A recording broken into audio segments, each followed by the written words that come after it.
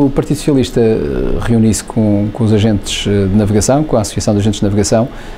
para dar continuidade àquele que tem sido o roteiro para o crescimento económico que foi desenvolvido pelo Partido Socialista. Nesta reunião, o que nos interessava basicamente era discutir aquilo que são os problemas que o setor dos transportes marítimos pode enfrentar, tendo em conta aquilo que é a previsão de aumento das taxas.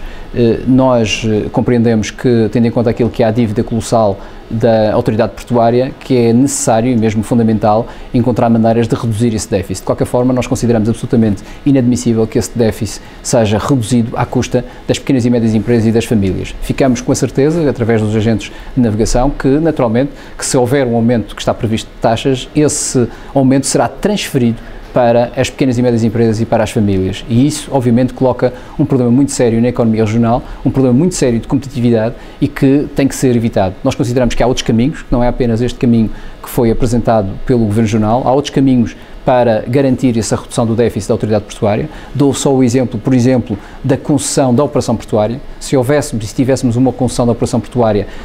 hoje concretizada na Região Autónoma da Madeira, como aliás manda a lei,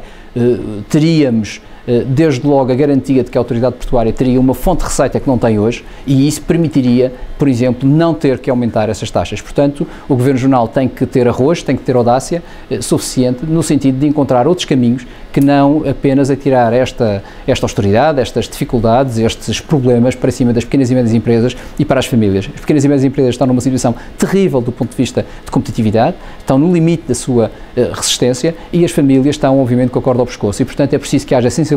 social por um lado, mas também sensibilidade do ponto de vista da necessidade da competitividade da economia regional, de maneira a encontrar caminhos e soluções que venham de encontro à melhor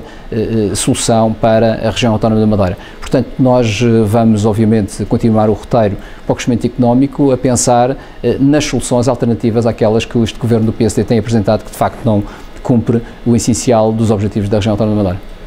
De caminhar por caminhos novos e tiver a coragem de alguma forma, negociar com aqueles que são os interesses que estão instalados. Eu acho que aqueles que ganharam muito dinheiro com os últimos anos na Madeira têm que ser agora capazes de negociar situações completamente distintas. Nós estamos com um problema muito sério do ponto de vista económico e financeiro e esse problema sério do ponto de vista económico e financeiro não pode ser pago por aqueles que menos têm. Não pode ser pago pelas empresas, pequenas e médias empresas, que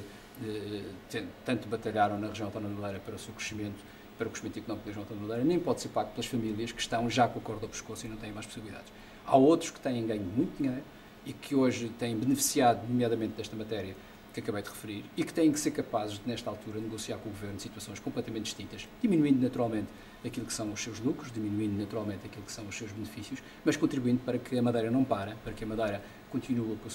o seu desenvolvimento e que, de alguma forma, não ponha em causa o futuro das famílias e das empresas da Madeira. E, portanto, estas opções têm que ser pensadas nesta matéria. Esta reunião permitiu-nos, de facto,